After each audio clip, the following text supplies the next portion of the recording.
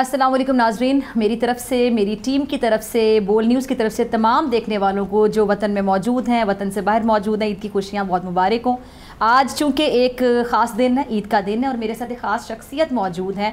और इससे पहले कि मैं उनका तारुफ़ करवाऊँ बतौर सियासतदान, तो आप उनको जानते ही हैं, लेकिन उनकी जो सबसे प्यारी चीज़ जो मुझे अच्छी लगती है वो ये कि बहुत आजिज़ हैं, बहुत डाउन टू अर्थ हैं। और ये मेरा बड़ा यकीन है, पुख्ता यकीन है कि जब अल्लाह ताला हमसे कुछ छीन लेते हैं तो तब शायद हम खुद ही डाउन टू अर्थ हो जाते हैं कि मुझसे तो छिन गया, पता नहीं अल्लाह ताला मुझसे नाराज़ ना हो गया हो। और लोग बड़े इबादत गुजार हो जाते हैं, बड़े अच्छे हो जाते हैं, लेकिन जब अल्लाह ताला आपको कुछ नवाजते हैं, जब आपको कुछ अता करते हैं, तो मुझे ये लगता है, मेरा ये पर्सनल एक बिलीव है कि शायद वो हमारी ज़्यादा बड़ी आजमाइश होती है। क्योंकि अल्लाह ताला हमें देख कर भी आजमाता है कि हम उस वक्त फिर हमारा जो रवैया है इर्द गिर्द के लोगों के साथ, अल्लाह ताला की जो मखलूक़ात है उसके साथ कैसा होगा। क्या हम गर्दन में सरिया ले आएंगे, या फिर हम आजिज़ी इख्तियार करेंगे, डाउन टू अर्थ होंगे, लोगों के साथ हमारे अच्छे ताल्लुकात होंगे, हम अल्लाह ताला के बंदों की मदद करेंगे। तो ये बहुत बड़ा इम्तिहान होता है, और मेरे ख्याल से फिर वहाँ पे आपके ज़र्फ़ का इम्तिहान शुरू होता है। और बड़ी माजरत के साथ कहूँगी कि बहुत से लोग उस इम्तिहान में जाकर फ़ेल हो जाते हैं। लेकिन मेरे साथ एक बड़े आला ज़र्फ़ शख्सियत मौजूद है जिन्होंने ओहदों पर रहते हुए अपनी गर्दन में सरिया लाने के बजाय आजिज़ी इख्तियार की और बहुत डाउन टू अर्थ।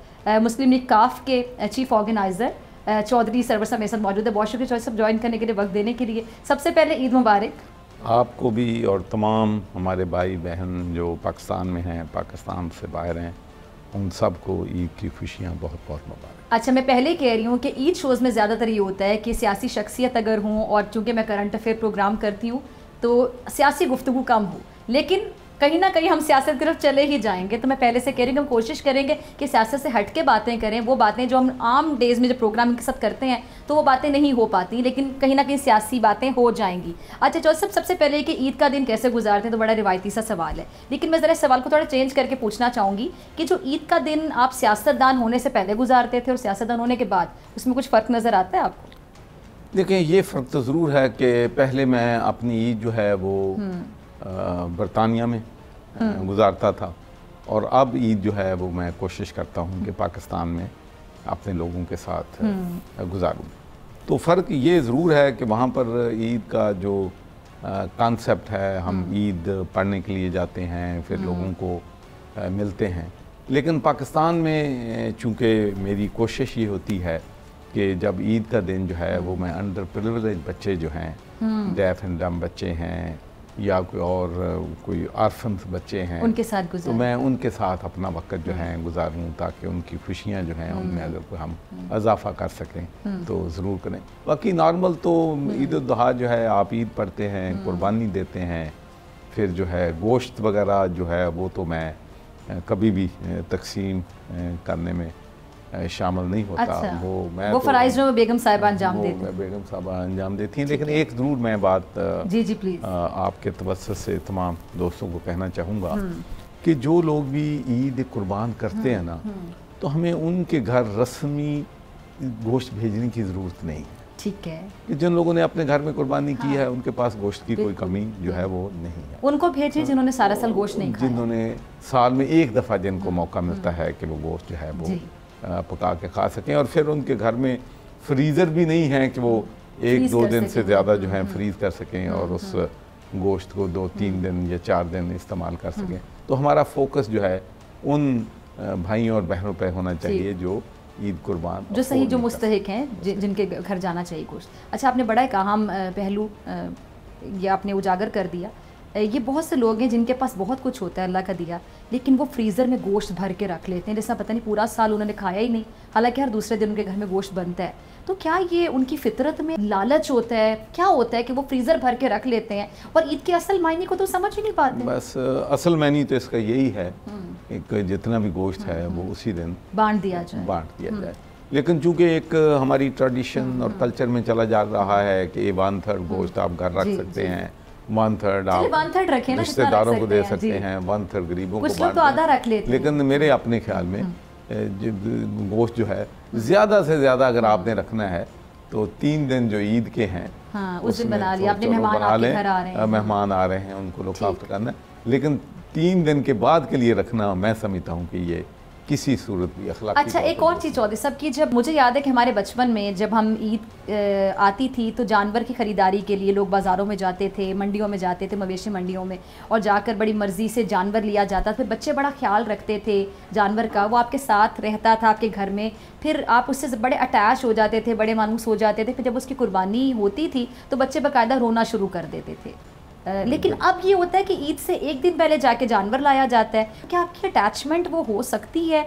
इसमें भी कोई आपको लगता है कि कॉन्सेप्ट है कि जानवर पहले आए, अटैच हो, फिर उसको कुर्बान किया जाए? देखें, जो हम दो जगह पे हम जितनी भी कुर्बानियाँ करते हैं ना, ज़्यादा कुर्बानियाँ हम गांव में करते हैं, क्योंकि गांव के गरीब लोग होते हैं तो, और सारा गोश्त हम जो है लोगों में तकसीम करते हैं। लेकिन चूंकि पहला दिन ईद का हम हमेशा लाहौर में गुजारते हैं, दूसरे दिन हम अपने गांव में जाते हैं। मुझे अच्छी तरह याद है कि जब हम छोटे थे तो आपने बिल्कुल दुरुस्त कहा, जानवर को चुनना, उसको उसका ख्याल रखना, पानी पिलाना, हर चीज़ करनी, और जिस दिन कुर्बानी होनी उस दिन आंखों में आंसू आ जाते थे कि भैया हमसे। अच्छा, तब बड़ा प्यारा एक कंपटीशन होता था कि आप बकरे या जो गाय या जो भी कुर्बानी का जानवर लेकर आते थे तो बच्चों में बड़ा कंपटीशन होता था, ये मेरा बकरा है, कितना प्यारा है, मतलब उसकी खूबसूरती पे बात हो रही होती थी, या आप उसको सजावट बच्चे जिस तरह सजाते थे।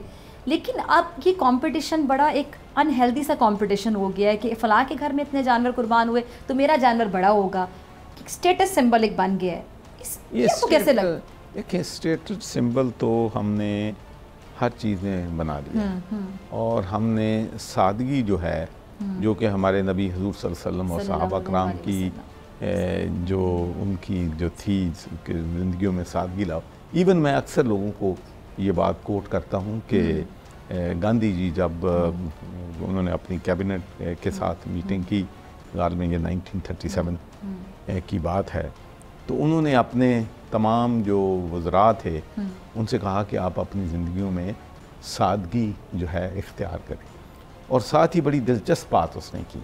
अच्छा। उन्होंने कहा कि मैं आपको रामचंद्र और कृष्ण जी की एग्ज़ाम्पल इसलिए नहीं दे सकता कि वो तारीख़ी हस्तियाँ नहीं थी और उनकी इतनी बड़ी सल्तनत भी, लेकिन आज मैं ये आपको मिसाल देने पे मजबूर हूँ कि हज़रत अबू बकर और उमर रज़ी अल्लाह अन्हु ये जो बादशाहत थी, लेकिन बादशाहत में उन्होंने अपनी ज़िंदगी फ़कीरी और सादगी से गुजारी, तो उनको जो है उनको फॉलो करें। तो हमारे लिए तो अब आप देख लें कि जब शादियाँ होती हैं तो परेशानी होती है कि 7 फंक्शन होते हैं शादी के, और फिर जब मैं सोचता हूँ वहाँ पर जाता हूँ, वहाँ पर लाइटें और करोड़ों रुपया कास्ट करता है, तो मैं सोचता हूँ कि एक फंक्शन से जो है कम से कम 200 बच्चियों की शादी, क्या खूबसूरत बात है, काश ये सब समझें। तो हमें अब सोचना पड़ेगा। उसमें भी मुकाबलेबाजी लगी होती है कि फलां की शादी पे इतना हुआ था तो हमने उससे आगे बढ़ना है। हमने एक दूसरे के साथ जो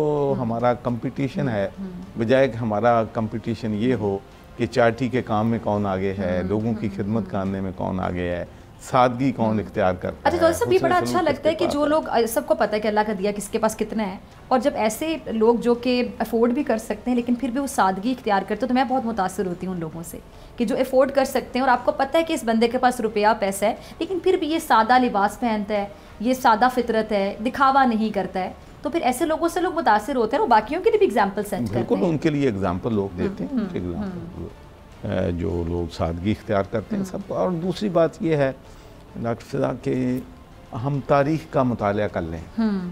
मुझे बता दें कि तारीख़ ने किसी एक शख्स का नाम इसलिए ज़िंदा रखा हो कि वो बहुत बड़ा बादशाह था, वो गवर्नर था, वो वज़ीर आला था, वो प्रेसिडेंट था, जो उसके पास ओहदा था, जिसकी दौलत थी। तारीख़ ने हमेशा उन लोगों को याद रखा है जिन लोगों ने इंसानियत की खिदमत की है, जिन लोगों ने अपनी ज़िंदगी सादगी के साथ गुजारी है। लेकिन मैं आपको बताऊं कि ये एक बड़ी, I am saying this with heavy heart, कि हमारे पाकिस्तानी कल्चर में ओहदा मिलने के साथ, पैसे आने के साथ सरिया सादगी नहीं, गर्दन में सरिया, वो सरिया फिर ले भी डूबते हैं। एग्जांपल्स आपने देखी होंगी अभी हाल ही में। देख लें, आप देख लें कि इंडिया है जी, वो लोग हैं, आप उनको मिलें तो वो अपनी ज़िंदगियाँ जो है वो सादगी के साथ, मेजॉरिटी जो है सादगी के साथ गुजारती है। लेकिन हम तो कंपटीशन हमारा बेशक हम ओवरड्राफ्ट लें, बेशक हम बैंक से लोन लें, किसी से उधार लें, लेकिन हम अपना स्टेटस कॉन्शियस बहुत ज़्यादा हो गया। अच्छा, खाने में क्या पसंद है बहुत ज़्यादा जो आपको पसंद हो, जब फरमाइश करके बनवाते हैं कि बस ये खाना हो? सच्ची गल है, कोई वक्त था कि मैं चिकन और बीफ जो है वो बड़े शौक से खाता था, ठीक है। लेकिन अब पता नहीं क्या वजह है कि अब मैं मीट बहुत कम। अच्छा, अक्सर चेंजेस आते हैं वक्त के साथ साथ। अब मैं कोई थोड़ा सा ना वेजिटेरियन टाइप, वो फुली वेजिटेरियन और वेजिटेबल्स में क्या बहुत पसंद है? वेजिटेबल में मुझे भिंडी बहुत ज़्यादा पसंद है, टिंडे मुझे बहुत ज़्यादा पसंद है, करेले मुझे पसंद हैं, फिर दाल माश मैं शौक से, और ये सब चीज़ें हेल्दी हैं, अच्छी हैं, तो बस ये चीज़ें मैं।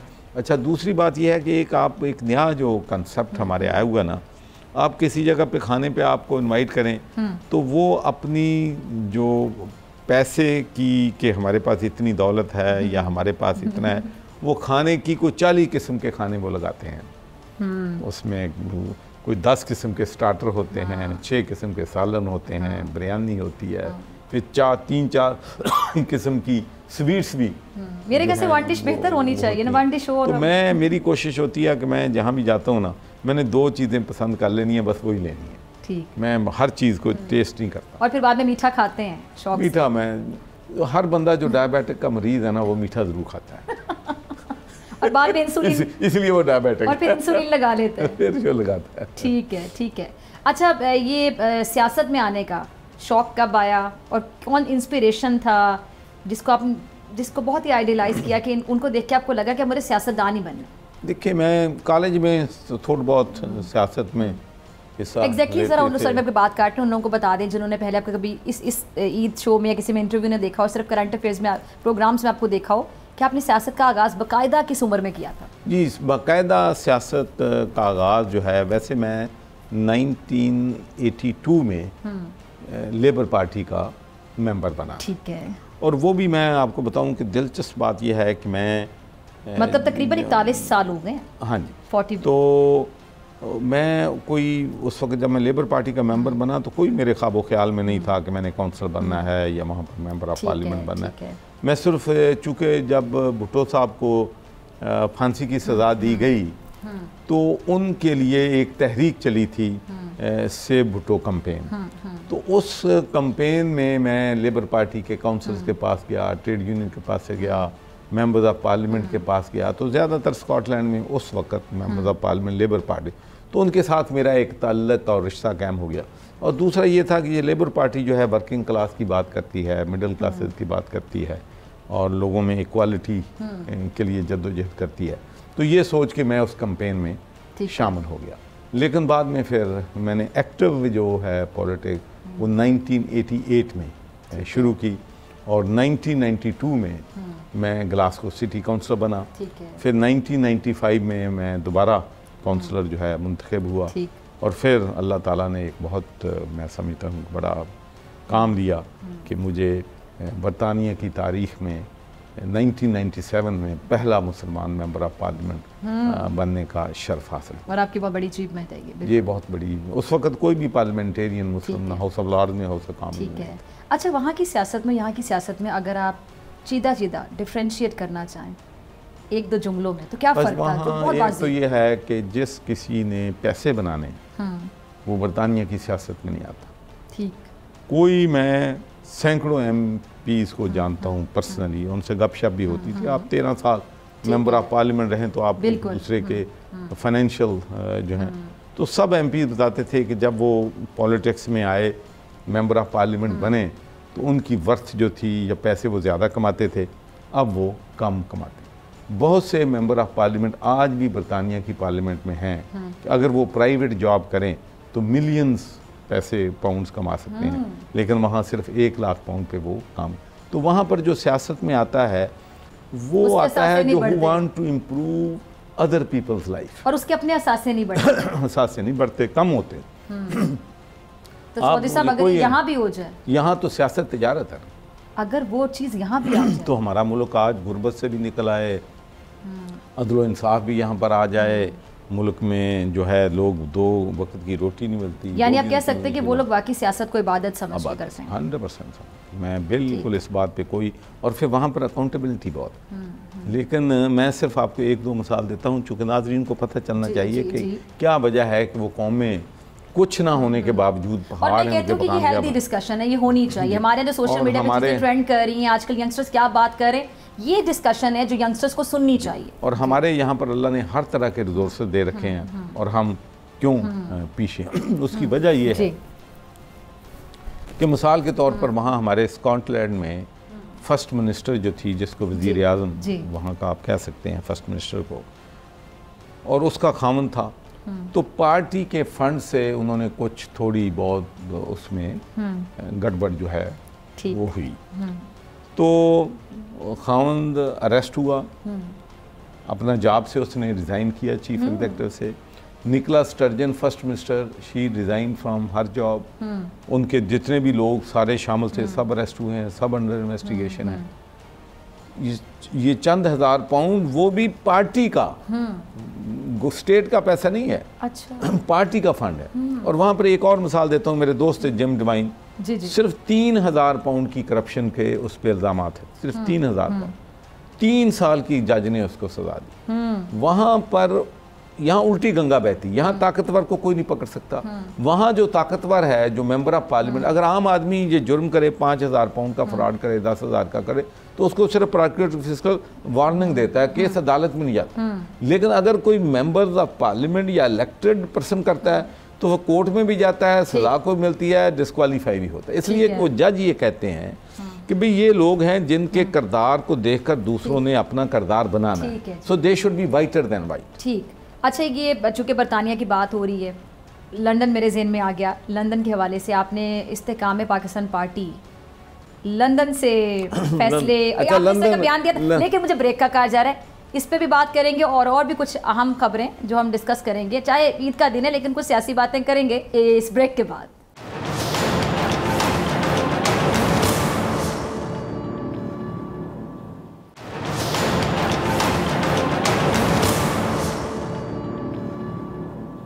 वेलकम बैक नाजरीन। ईद का प्रोग्राम है, ख़ास प्रोग्राम है, ख़ास शख्सियत मेरे साथ मौजूद हैं और मैंने जैसे कि प्रोग्राम के आगाज़ में कहा था कि ईद की बातें होंगी, ईद के हवाले से हम बातें करेंगे, लेकिन सियासी शख्सियत हैं और सियासत पे बात ना, वैसा हो नहीं सकता। तो इस्तेकाम पाकिस्तान पार्टी, नाम बहुत अच्छा है, मैं नाम से बड़ी मुतासिर हुई है। होता है ना, नाम आपको क्लिक करता है और आप कहते हैं बड़ा पावरफुल नाम है। और इस वक्त यकीन जानिए हमारे मुल्क को इस्तेकाम की ही ज़रूरत है, क्योंकि अदम इस्तेकाम हमें नज़र आ रहा है, मईशत में भी, सियासत में भी, लोग भी परेशान हैं, एक बेचैनी की कैफियत है।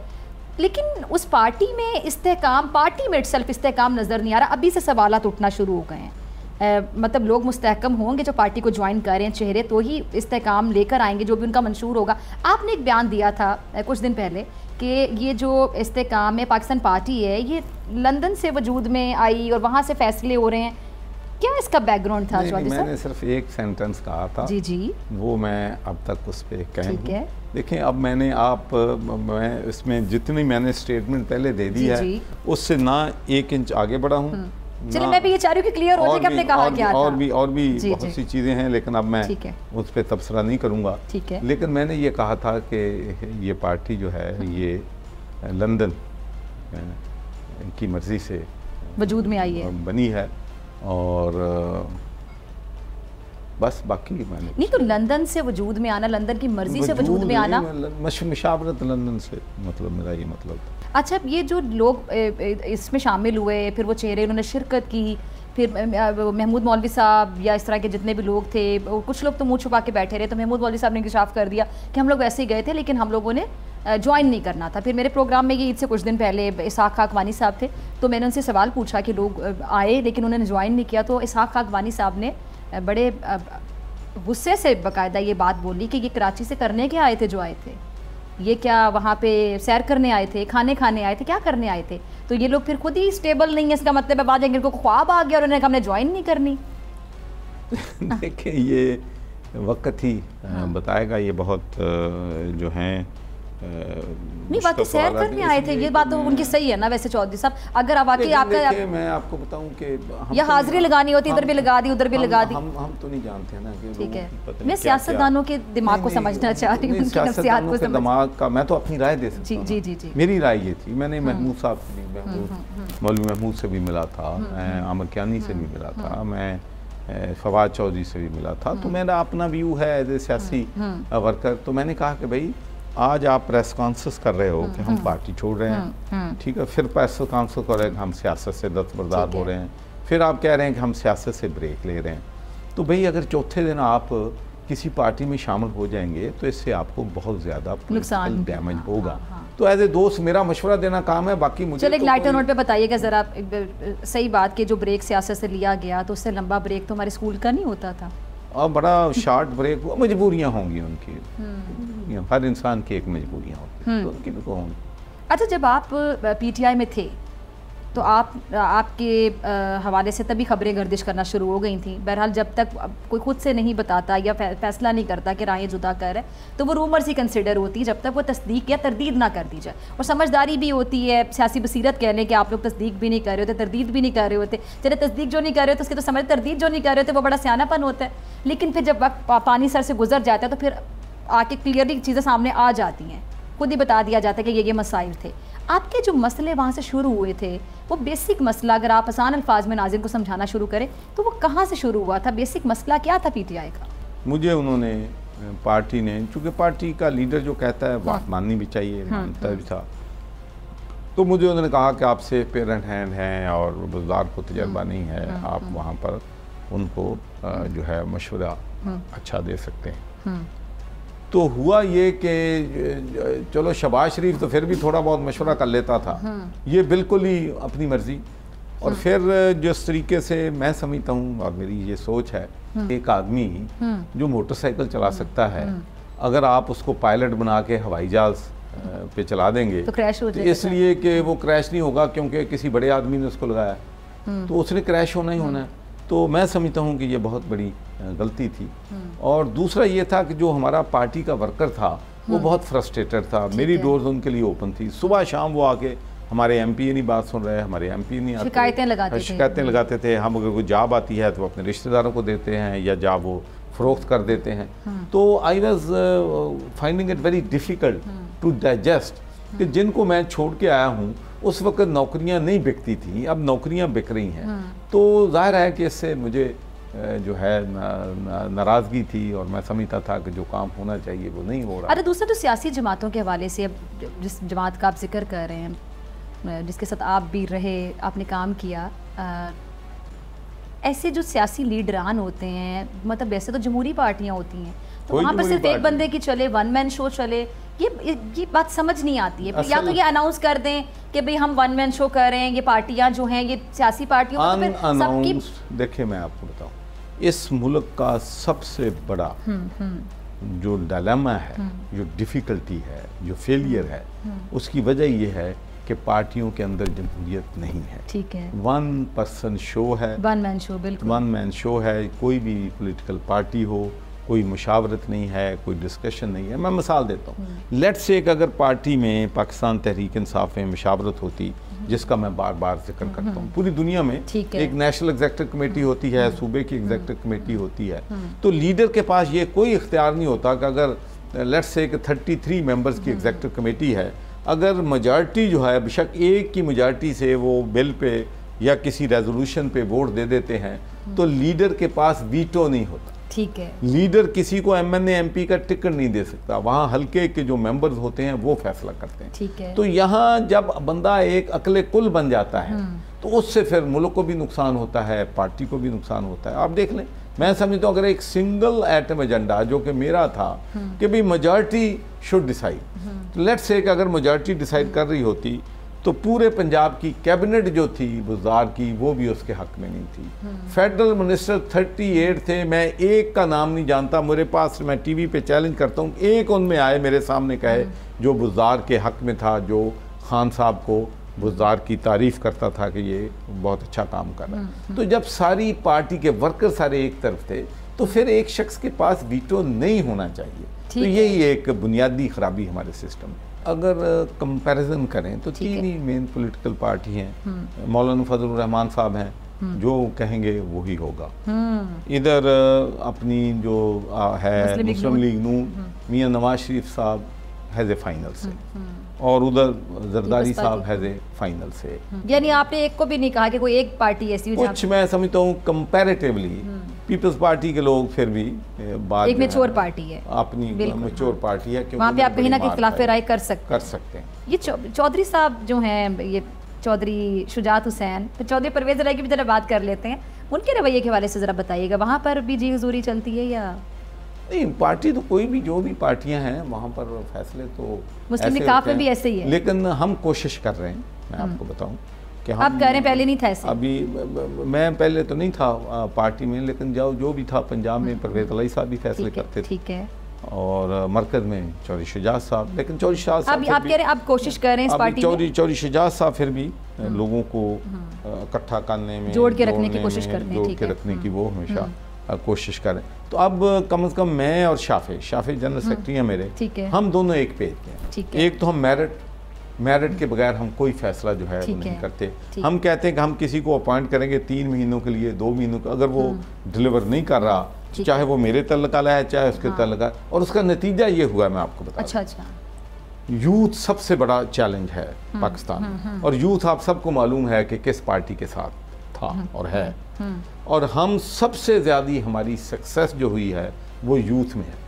हमने एक पहले कन्वेंशन किया, 700 से ज़्यादा लोग उस कन्वेंशन में थे। हमारा जो अपने चंद दिन पहले हमारा था क्रिश्चियन कम्युनिटी का कन्वेंशन था, तो उसमें हमने इमरान टाइटस भट्टी, उसको पंजाब का प्रेसिडेंट बनाया है। यकीन माने 400-500 यंग बच्चे क्रिश्चियन कम्युनिटी के हमारे साथ शामिल हुए। इसी तरीके से लॉयलपुर में तो हमारी जितनी भी हम तकरीरियाँ कर रहे हैं, पर बड़ा फोकस यूथ पे है, माइनॉरिटीज़ पे है, ख्वातीन पे है। और सबसे बड़ी बात यह है कि हम उनसे ये कहते हैं कि हमारी खुशामद करने से आपको प्रमोशन नहीं मिलेगी, हमारी खुशामद करने से आपको प्रेसिडेंट का जॉब नहीं मिलेगा, जनरल सेक्रेटरी, आप मेहनत करेंगे तो आप मेरिट पे हम आपको आगे लेंगे।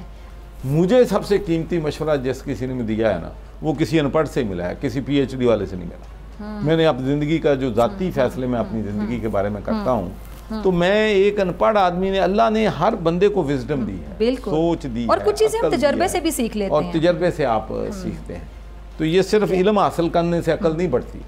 मैंने बहुत से जो लोग स्कूल में नहीं कभी गए, उनको ज़्यादा पढ़े लिखों से अकलमंद। मैंने कुछ लोगों को कहते हुए सुना है कि बस एक जुमले में कि कुछ लोग पढ़े लिखे होते हैं और कुछ लिखे पढ़े होते हैं। कुछ दिन पहले बाय द वे आयशा गुल अली साहिबा आपकी पार्टी को ज्वाइन कर चुकी हैं ऑफिशियली, तो वो मेरे प्रोग्राम में आई, तो उन्होंने मेरे सवाल के जवाब में कहा कि हम लोग शायद काफ लीग वाले नून लीग के साथ सीट एडजस्टमेंट का इरादा रखते हैं।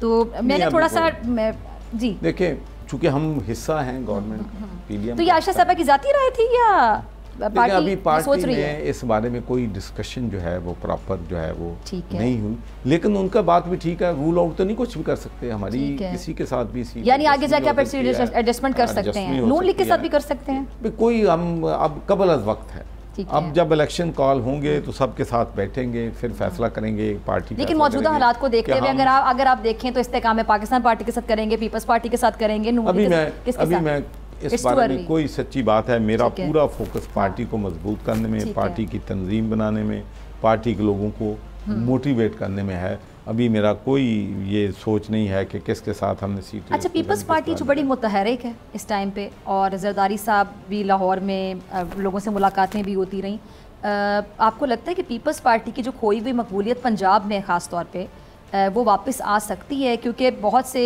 लोग जो सियासत पर बहुत गहरी नज़र रखते हैं, तज्जिया देते हैं, तबसरे करते हैं, सियासतदान भी हैं, हमारे बड़े सहाफ़ी भी हैं, उनकी ये राय है कि शायद पीपल्स पार्टी मैदान मार जाएगी और ये अब अगले इंतखाबात में पंजाब में जगह बना जाएगी। देखें, जहाँ तक तो सेंट्रल पंजाब का ताल्लुक है, जिसमें सरगोदा डिवीज़न है, गुजरांवाला डिवीज़न है, फैसलाबाद डिवीज़न है, साहिवाल है, पिंडी है, सरगोदा है, तो यहाँ तो पीपल्स पार्टी के लिए मुश्किलात होंगी सीटें जीतने में।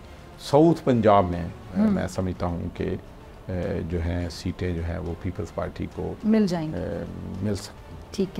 ठीक है। अच्छा, जो कहा जाता है कि अगला वज़ीर-ए-आज़म अब बिलावल ही होगा, तो आप इस बात से अग्री करते हैं? आपको लगता है कि ये कॉन्फिडेंस ठीक है पीपल्स पार्टी का? देखें जी, हर पार्टी को कॉन्फिडेंस तो होना चाहिए। जब आप मैदान में जाते हैं तो अगर आप ये नहीं कहते कि मेरे पार्टी का वज़ीर आज़म होगा तो फिर वोट कौन देगा? अगर आप ये नहीं कहते कि मेरी पार्टी का वज़ीर आला होगा तो कौन वोट देगा? ठीक है। तो लोग जो हैं ऑप्टिमिस्टिक होना चाहिए। और मईशत को बेहतर होता देख रहे हैं? ये बदकिस्मती से मैं नहीं देख रहा, और मैं समझता हूँ कि we are heading towards disaster. और जब तक हमने मुश्किल फैसले जो कि मुझे होते नज़र नहीं आते, जब तक हम मुश्किल फैसले नहीं करेंगे, हमारी इकॉनमी जो है वो दुरुस्त होने की तो जो है नहीं। आप देख लें कि डॉलर 180 से जब पीडीएम की हुकूमत आई है तो अब तकरीबन 50-60% बढ़ गया है। ठीक है। महंगाई जो है वो कई गुना बढ़ गई है। सबसे मैं आपकी बात काट रही हूँ, मुश्किल फैसले तो आवाम तो बेचारी मुश्किल फैसले सारे आवाम पे ही पड़ रहे हैं, महंगाई हुए चले जा रही है, लोगों के पास रोजगार नहीं है। और मुझे याद है कि वज़ीर आज़म जो ये पहली तकरीर थी शायद शहबाज शरीफ साहब की, अगर मैं गलत नहीं हूँ, उन्होंने कहा था कि हम मुश्किल फैसले करेंगे और हमें मुश्किल फैसले करने पड़ेंगे, दिल पे पत्थर रख के करने पड़ेंगे, जहर खाने के भी पैसे नहीं है। मेरी बात मैं कहना ये चाह रही हूँ कि मुश्किल फैसले आवाम पे तो पड़ते रहे, आपको मुश्किल फैसले आप कहना क्या चाह रहे हैं कि काबीना जो है साइज छोटा करे, गाड़ियां जो हैं या जो आप इनको जो मैं आपको बताता जी जी देखें, ये जो अवाम पे तो बिजली हर महीने बरसती है, तो ये अवाम तो महंगाई जो है ये अवाम पे, मैं जो इशारा कर रहा हूँ पहली बात तो ये है कि ये जो सेनेट में जो बिल पास हुआ है ये मैं समझता हूँ काबिल मुजम्मत है कि लोग जो हैं वो 2 वक्त की उनको रोटी नहीं मिल रही, भूखे मर रहे हैं, बच्चों की फीसें नहीं हैं, ईद मनाने के लिए बच्चों को कपड़े नहीं दे सकते, गुर्बत लोग जो हैं से मर रहे हैं, पीने का साफ पानी नहीं मिल रहा है, और हम बादशाहों की तरह जो है वो मुराद जो है वो सेनेटर्स को और चेयरमैन सेनेट को दे रहे हैं। इनकी मुराद कम होनी चाहिए आपके मुताबिक? ना सिर्फ ये, उसके बाद आप देख लें कि जो हमारे मिनिस्टर्स हैं, बरतानिया के मिनिस्टर, जब हमारा पार्लियामेंट का इजलास ख़त्म होता था तो मैं भी एक बैग लेके अंडरग्राउंड में जाता था, मिनिस्टर भी उसी अंडरग्राउंड में सफ़र करते थे, बस पे सफ़र करते थे।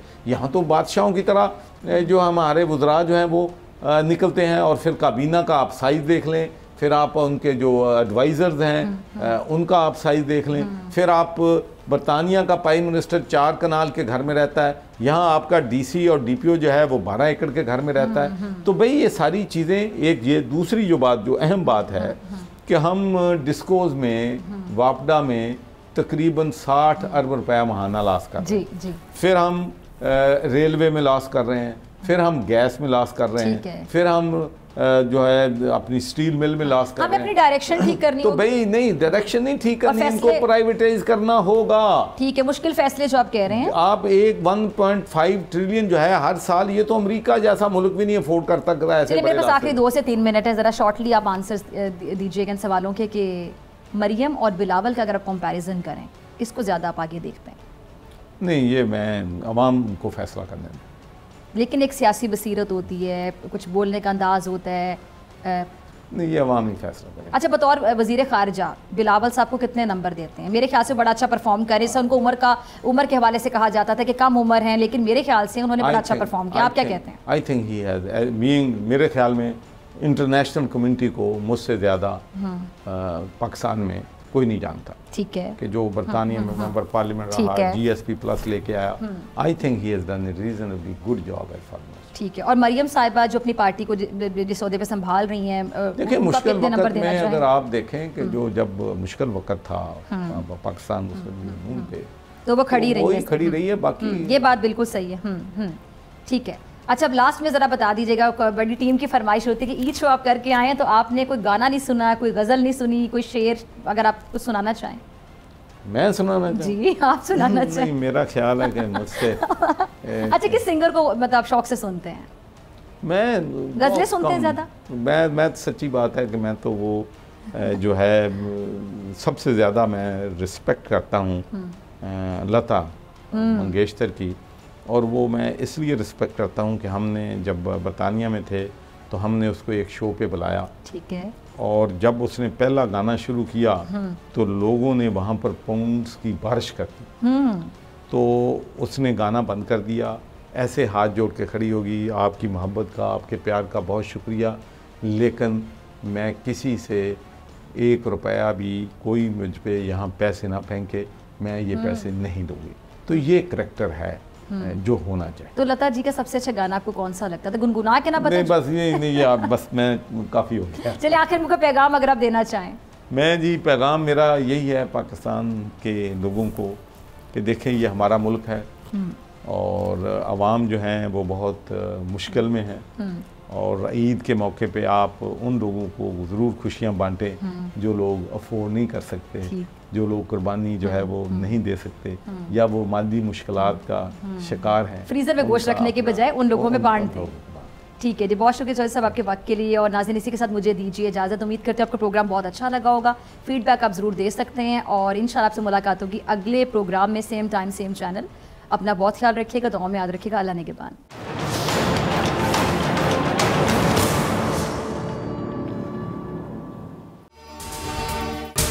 अगर आपको ये वीडियो पसंद आई तो सब्सक्राइब करें और बेल आइकन पर क्लिक करें।